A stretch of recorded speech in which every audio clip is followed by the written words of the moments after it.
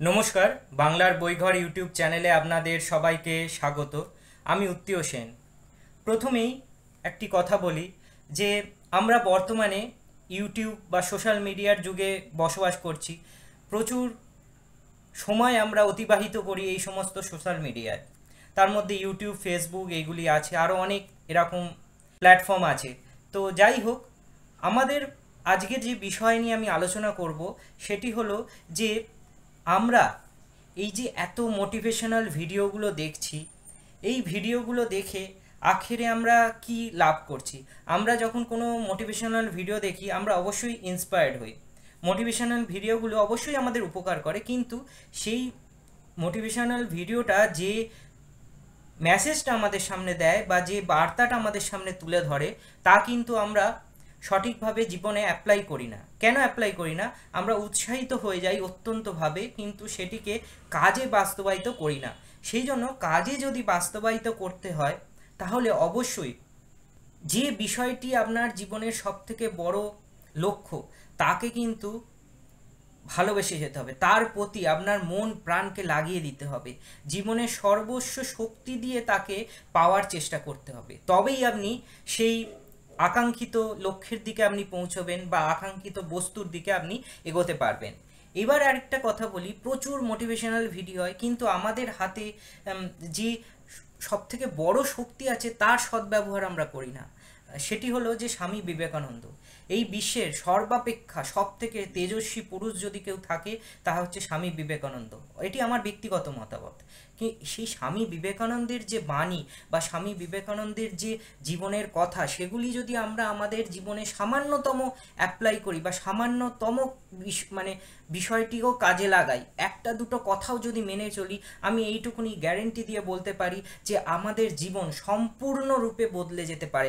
আমরা একটা নতুন মানুষে পরিণত হতে পারি। আমাদের জীবনের অভ্যাসগুলোকে আমরা যদি পরিবর্তন করতে পারি, আমাদের জীবনের যে বাজে অভ্যাসগুলো আছে সেগুলোকে যদি পরিবর্তন করে ভালো দিকে নিয়ে যেতে পারি, খুব সামান্য প্রচেষ্টার মাধ্যমে আমরা অনেক বড় বড় কাজ করতে পারি। একটা বিষয়ে পারদর্শিতা অর্জনের জন্য আপনি যদি একটা বছর তার পেছনে ব্যবহার করেন, ভাবুন আপনি সেই বিষয়টার সম্পর্কে কত জ্ঞান অর্জন করতে পারেন। যাই হোক, আজ যে বিষয়টি নিয়ে কথা বলবো অবশ্যই স্বামী বিবেকানন্দের একটি বাণী আমি আপনাদের পড়ে শোনাবো। এটি একটি অত্যন্ত গুরুত্বপূর্ণ বাণী, যে বাণীটি আপনি যদি আপনার জীবনে কাজে লাগান অবশ্যই আপনার জীবন আপনি পরিবর্তন করতে পারবেন। তাই সব দর্শককে অনুরোধ রাখছি, যারা এই ভিডিও দেখছেন অবশ্যই একটু সময় দিয়ে আপনার জীবনের থেকে 6টা মিনিট 5টা মিনিট একটু সময় দিয়ে এই ভিডিওটা দেখুন। স্কিপ করবেন না, সম্পূর্ণ ভিডিওটা দেখুন, সম্পূর্ণ নলেজটা নিন।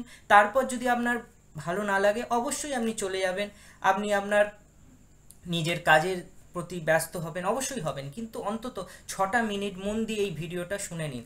আজকে আমি স্বামী বিবেকানন্দের একটি অত্যন্ত গুরুত্বপূর্ণ বাণী সম্পর্কে আলোচনা করব, যা যদি আপনারা ভালো করে শোনেন এবং আপনাদের জীবনে কাজে লাগান, আপনারা কিন্তু অনেক বড় শক্তি সঞ্চয় করতে পারেন আপনাদের জীবনে, যা আপনাদের জীবনকে সম্পূর্ণ রূপে বদলে দিতে পারে।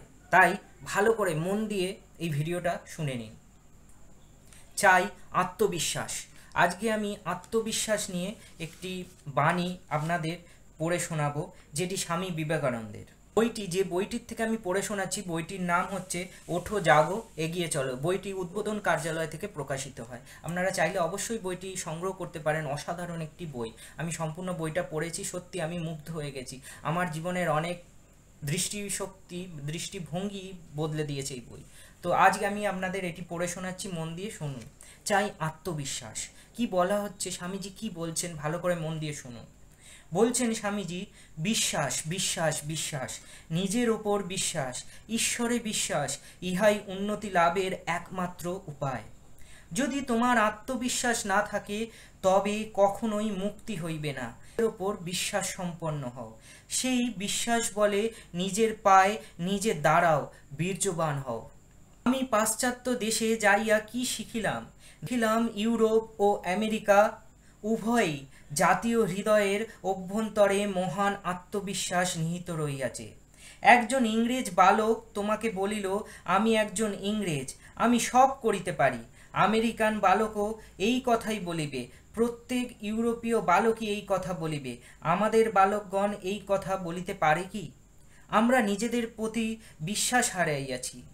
প্রবল বিশ্বাসী বড় বড় কার্যের জনক। নিজের উপর বিশ্বাস না আসিলে ঈশ্বরে বিশ্বাস আসে না। এই বীর্য লাভের প্রথম উপায় বিশ্বাস করা যে আমি আত্মা। তরবারি আমাকে ছেদন করিতে পারে না, বায়ু শুষ্ক করিতে পারে না, আমি সর্বশক্তিমান, আমি সর্বজ্ঞ। অতএব এই আশাপ্রদ পরিত্রাণকারী বাক্যগুলি সর্বদা উচ্চারণ করো। বলিও না আমরা দুর্বল, আমরা সব করিতে পারি। আমরা কি না করিতে পারি, আমাদের দ্বারা সবই হইতে পারে।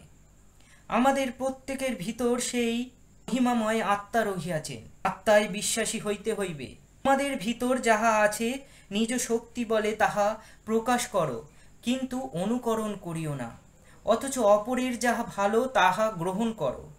যখনই তোমরা অপরের ভাবানুসারে পরিচালিত হইবে, তখনই তোমরা নিজেদের স্বাধীনতা হারাইবে। এমনকি আধ্যাত্মিক বিষয়েও যদি তোমরা অপরের আজ্ঞাধীনে কার্য করো, তোমরা সকল শক্তি, এমনকি চিন্তা শক্তি পর্যন্ত হারাইয়া ফেলিবে। অনন্ত ঈশ্বর আমাদের সকল শক্তি ও বীর্যের ভাণ্ডার স্বরূপ, আর আমরা সেখান হইতে যত ইচ্ছা শক্তি সংগ্রহ করিতে পারি।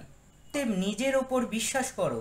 জগতের ইতিহাস দেখিবে যে সকল জাতি নিজেদের উপর বিশ্বাস স্থাপন করিয়াছে, শুধু তাহারাই শক্তিশালী ও বীর্যবান হইয়াছে।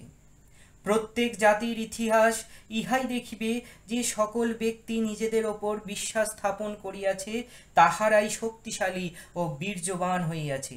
জনসাধারণকে যদি আত্মনির্ভরশীল হতে শেখানো না যায়, তবে জগতের সমগ্র ঐশ্বর্য ভারতের একটি ক্ষুদ্র গ্রামের পক্ষেও পর্যাপ্ত সাহায্য হবে না।